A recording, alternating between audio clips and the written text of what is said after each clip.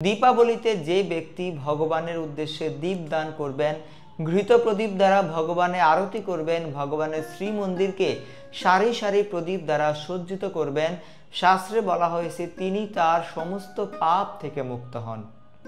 সেই সাথে তিনি তার পূর্বের সহস্র কোটি জন্মের পাপরাশিকে নিঃশেষ করতে সমর্থ হন। ভগবানের কৃপা লাভ করার মাধ্যমে তিনি ভগবত ধামে প্রত্যাবর্তন করেন বা ফিরে যান।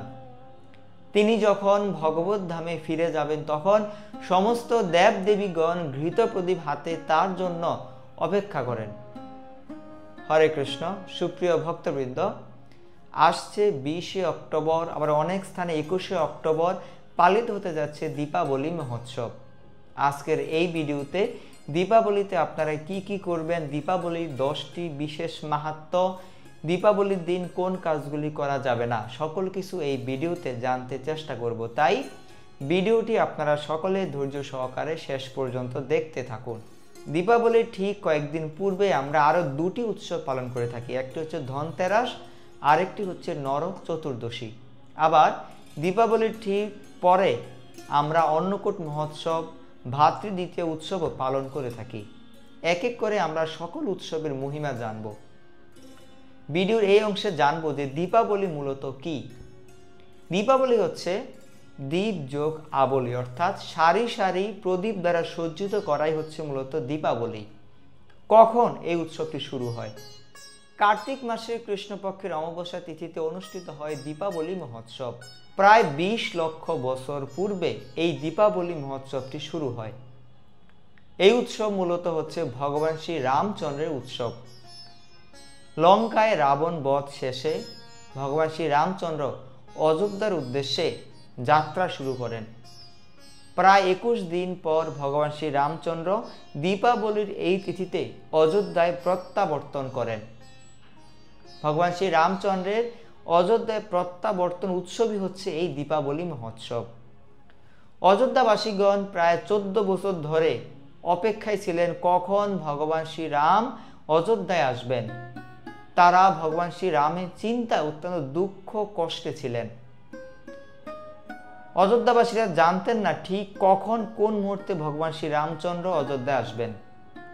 তাই দীপাবলির ঠিক আগের দিন হনুমান অযোধ্যায় আসেন অযোধ্যাবাসীদেরকে এই সংবাদ জানানোর জন্য যে আগামীকাল ভগবান শ্রী রামচন্দ্র কার্তিক মাসের অমাবস্যা তিথিতে অযোধ্যায় প্রত্যাবর্তন করতে যাচ্ছেন। এই সংবাদ শুনে অযোধ্যাবাসীর মনে অত্যন্ত খুশির জোয়ার বইল। তারা সকলে অত্যন্ত আনন্দিত হলো এবং অপেক্ষা করতে থাকলো কখন ভগবান শ্রী রামচন্দ্র অযোধ্যায় আসবেন। অযোধ্যাবাসীগণ চিন্তা করলেন আগামীকাল কার্তিক মাসের কৃষ্ণপক্ষের অমাবস্যা তিথি, অত্যন্ত অন্ধকার থাকবে। যেহেতু ভগবান শ্রী রামচন্দ্র অনেক দিন ধরেই অযোধ্যার বাহিরে আছেন, তিনি যদি তার প্রাসাদ চিনতে না পারেন তাহলে কিভাবে তিনি প্রাসাদে আসবেন। তাই সমগ্র অযোধ্যা নগরী এই তিথিতে কোটি কোটি প্রদীপের মাধ্যমে আলোকিত হয়, অর্থাৎ সমগ্র অযোধ্যাবাসী ভগবান শ্রী রামচন্দ্রের আগমনকে কেন্দ্র করে সমগ্র অযোধ্যা নগরীকে কোটি কোটি ঘৃত প্রদীপ বা প্রদীপ দ্বারা সজ্জিত করেন। সেই থেকেই মূলত প্রায় 20 লক্ষ বছর ধরে এই দীপাবলি মহোৎসবটি পালিত হচ্ছে। দীপাবলির ঠিক 2 দিন আগে অর্থাৎ কার্তিক মাসের ত্রয়োদশী তিথিতে পালিত হয় ধনতেরাস। এই দিনে ভক্তরা ধন সম্পদ লাভের আশায় লক্ষ্মী নারায়ণের পূজা করে থাকেন। মূলত সমুদ্র মন্থনকালে 5ম দিনে মা লক্ষ্মী আবির্ভূত হয়েছিলেন। আর যেদিন আবির্ভূত হন সেই তিথিটি ছিল কার্তিক মাসের কৃষ্ণপক্ষের তৃতীয়া তিথি। তাই এই দিনে ভক্তরা ভগবান শ্রী শ্রী লক্ষ্মী নারায়ণের পূজা করে থাকেন। দীপাবলির ঠিক আগের দিন নরক চতুর্দশী পালিত হয়। নরকাসুরের নাম আমরা অনেকেই শ্রবণ করেছি। নরকাসুর 16,000 রাজকন্যাকে হরণ করেছিলেন। পরবর্তীতে ভগবান শ্রীকৃষ্ণ কার্তিক মাসে কৃষ্ণপক্ষের এই চতুর্দশী তিথিতে নরকাসুরকে বধ করে 16 সহস্র কন্যাকে রক্ষা করেন।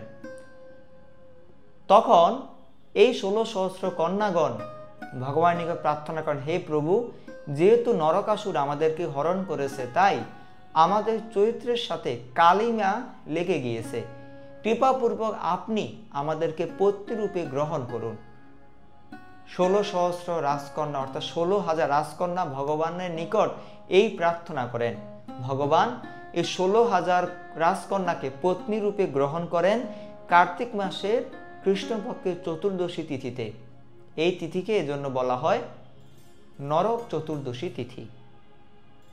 সুপ্রিয় ভক্তবৃন্দ, দীপাবলির ঠিক 2 দিন পরে পালিত হয় অন্নকূট মহোৎসব। অন্ন মানে হচ্ছে আপনারা চিনেন যে আমরা যেটি গ্রহণ করি, অন্ন মানে ভাত, আর কূট অর্থ হচ্ছে পাহাড়। বিশাল অন্ন দ্বারা পাহাড় তৈরি করে ভগবানকে নিবেদন করা হয় অন্নকূট মহোৎসবের এই তিথিতে। পরবর্তী ভিডিওতে আমরা অন্নকূট মহোৎসব মাহাত্ম্য সহ কিভাবে আপনারা পালন করবেন, কি কি করবেন, সকল কিছু তুলে ধরব। সংক্ষেপে কিছু তথ্য আপনাদেরকে জানিয়ে রাখি। ভগবান শ্রীকৃষ্ণ ইন্দ্রের দর্প, ইন্দ্রের অহংকারকে চূর্ণ করেন এই অন্নকূটের এই দিনে। সমগ্র বৃন্দাবনবাসী বা ব্রজবাসীগণ গিরিরাজ গোবর্ধনকে হাজার হাজার পদ ভোগ রন্ধন করে এই তিথিতে নিবেদন করেন। তারা এত এত পরিমাণ ভোগ ভগবানকে নিবেদন করেন যে দূর থেকে দেখতে ঠিক পাহাড়ের মতো লাগছিল। আর ভগবান শ্রীকৃষ্ণ গিরি গোবর্ধনের রূপে, গিরিরাজ রূপে সকল প্রকার ভোগ গ্রহণ করে নেন। এই জন্য এই অন্নকূট মহোৎসবটি আমাদের জন্য অত্যন্ত মহিমান্বিত একটি উৎসব।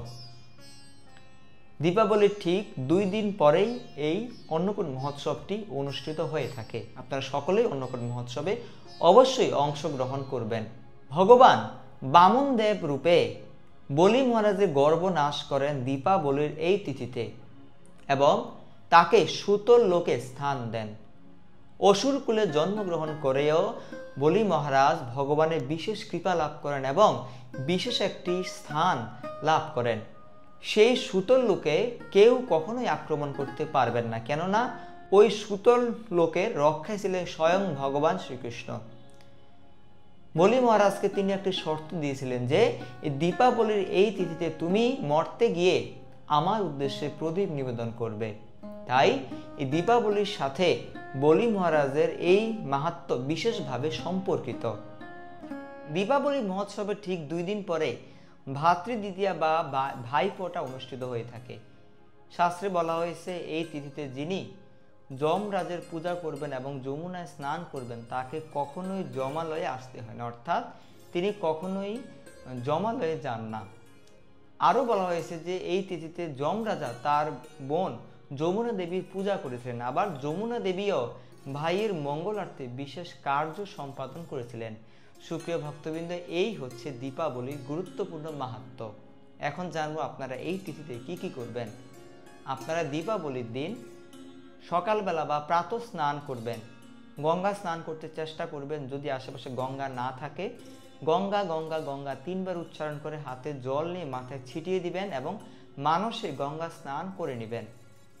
দীপাবলির দিন আপনারা ভগবানের শ্রীচরণ কমলে অধিক সংখ্যক তুলসীপত্র অর্পণ করবেন, ফুল অর্পণ করবেন। এই তিথিতে আপনারা সন্ধ্যায় ভগবানকে ঘৃত প্রদীপ দ্বারা আরতি নিবেদন করবেন। ভগবানের শ্রী মন্দিরকে ঘৃত প্রদীপ দ্বারা আপনারা সজ্জিত করবেন। অধিক সংখ্যক হরিনাম জপ করবেন, হরিনাম সংকীর্তন করবেন। শ্রীমদ্ ভগবদ্গীতা থেকে শ্লোক অধ্যয়ন করবেন। শ্রীমদ্ ভাগবত থেকে ভগবানের বিভিন্ন মাহাত্ম্য পাঠ করতে চেষ্টা করবেন। রামায়ণ থেকে ভগবান শ্রী রামচন্দ্রের অযোধ্যায় প্রত্যাবর্তন মাহাত্ম্য পাঠ ও শ্রবণ করতে চেষ্টা করবেন।